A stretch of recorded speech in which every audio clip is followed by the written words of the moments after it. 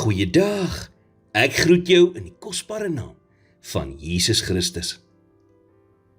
Een van die grootste leuns wat ons dikwels glo in hierdie lewe is, dit is te laat. So dikwels hoor 'n mens van hierdie of daardie persoon, wat voel dat hulle kanse in hierdie lewe gemis het, en dat hulle beste dae agter die rug is. Het jy al so gevoel? Jy sien, niemand se doel in hierdie lewe is om te misluk nie. Almal wil suksesvol wees in dit wat hulle aanpak. Maar omdat ons soveel waarde aan sukses heg, is ons geneig om die foute wat ons maak te oordryf. Die Bybel sê in Jakobus 3 vers 2, want ons almal struikel dikwels. En die maklikste manier om op te staan na 'n groot fout in jou lewe is om te herdefinieer wat mislukking beteken. Want jy sien, mislukking is nie om te versuim om jou drome te bereik nie. Mislukking is om nie 'n droom te hê nie.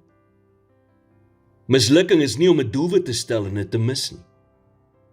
Mislukking is om nie 'n doel te hê nie. Mislukking is nie om iewers in die lewe te val nie.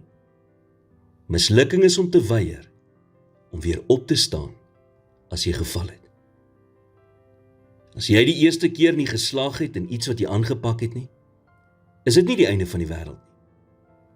Want dit is gewoonlik eers by die tweede of derde keer dat 'n mens dit regtig reg kry. So besef vandag dat jy nie misluk het totdat jy die besluit gemaak het om op te gee nie. Ek weet nie waar jy vandag is in jou lewe nie. Ek weet nie watter teleurstellings of terugslae jy verduur het nie. Maar een ding weet ek, en dit is, dis nie verby nie. God het jou lief, hy sien jou raak, en hy het 'n plan om jou te help om weer te begin, en om te kom waar jy moet wees. By God is dit nooit te laat nie. Here, vandag voel ek soos 'n mislukking. Ek sukkel om verby my foute te kyk, en dit voel vir my asof ek in soveel terreine van my lewe tekortskiet. Help my om te leer uit my foute uit, en om op U plan vir my lewe te vertrou, selfs al is dinge onduidelik. Dankie dat U my nie deur my foute definieer nie, maar deur U oneindige genade. In Jesus naam bid ek dit.